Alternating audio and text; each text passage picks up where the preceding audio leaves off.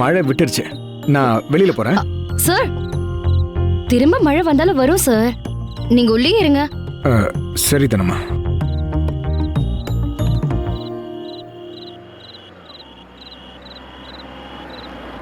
ஆட்டோல யாரோ இருக்கிற மாதிரி இருக்கு, வண்டி நிறுத்து. Okay sir.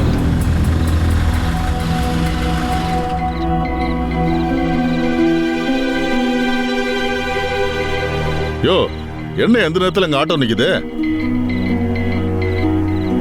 உள்ள ஏதோ ஆள் இருக்க மாதிரி இருக்கு. ஆமா சார். ஹலோ, யார் இருக்கீங்க உள்ள?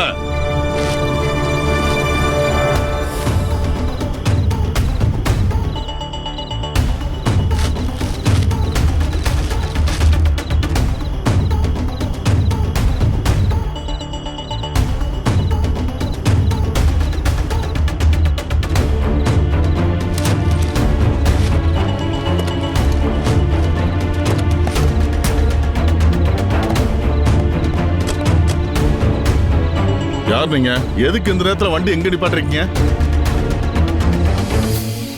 ரெண்டு பேரும் வண்டிக்குள்ள என்ன பண்ணிட்டு இருந்தீங்க? ஆட்டோ ஸ்கிரீனை மூடிட்டு ரெண்டு பேரும் என்ன பண்ணீங்க? மரியாதை ஒரு சொல்லுங்க. நிமிஷம் சார், தப்பா எதுவும் நினைக்காதீங்க சார். இவங்க எனக்கு ரொம்ப வேண்டியவங்க சார்.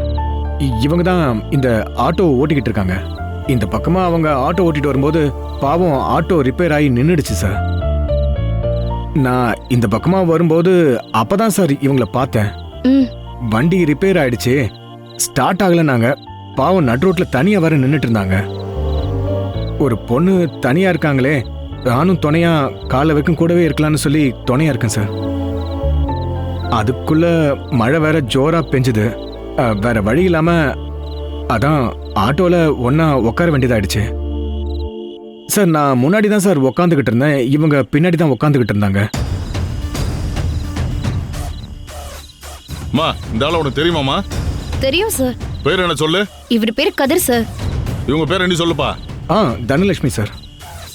நீங்க ரெண்டு பேரும் புருஷ மாட்டாட்டியா? ஐயோ சார், அப்படிலாம் இல்ல.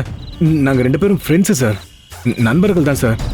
நான் தான் இவங்களுக்கு உதவியா இருக்கலாம்னு சொல்லி இங்க இருக்கேன் சார்.